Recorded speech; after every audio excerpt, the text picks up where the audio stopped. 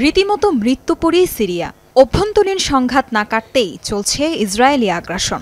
প্রায় অকেজো দেশটির সামরিক স্থাপনাগুলো।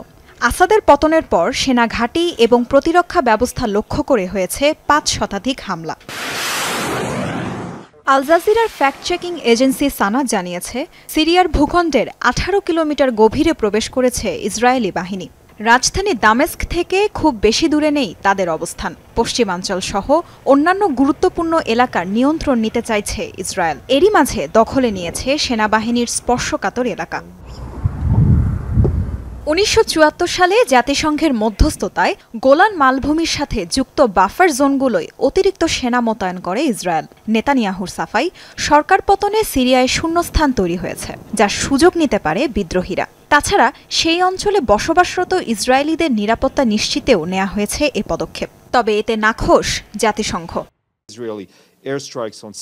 সিরিয়া ভূখণ্ডে বর্তমানে যে বর্বরতা চলছে সে বিষয়ে উদ্বিগ্ন মহাসচিব। বিভিন্ন সামরিক স্থাপনায় ইসরায়েল যে বিমান হামলা চালাচ্ছে তা মোটেও কাম্য নয়। তেল আবিব ১৯৭৪ সালের চুক্তি লঙ্ঘন করেছে। দ্রুত এই অঞ্চলগুলো থেকে সেনা প্রত্যাহারের পরামর্শ দিয়েছেন মহাসচিব অ্যান্তনিও গুতেরেস।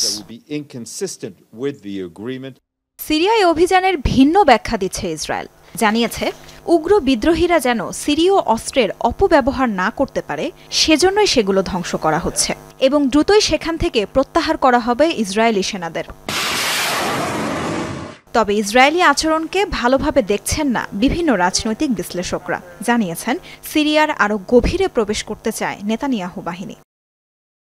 ইসরায়েলকে ঠেকাতে হলে দ্রুত সিরিয়ার আন্তর্জাতিক সহায়তা প্রয়োজন। বর্তমানে প্রশাসন নাজুক থাকায় নিজেদের রক্ষার অবস্থা নেই দেশটির। নিরাপত্তার অজুহাতে ইসরায়েল যে হামলা চালাচ্ছে তা ভিত্তিহীন। সিরিয়ায় মাত্র ২ সপ্তাহের সেনা বিদ্রোহীদের লড়াইয়ে বাস্তুচ্যুত হয়েছে ১১ লাখ মানুষ। তার ওপর ইসরায়েলের লাগাতার বিমান হামলায় আবারও অনিশ্চিত নাগরিকদের ভবিষ্যৎ। তাজরিয়ান সোবহান, যমুনা নিউজ।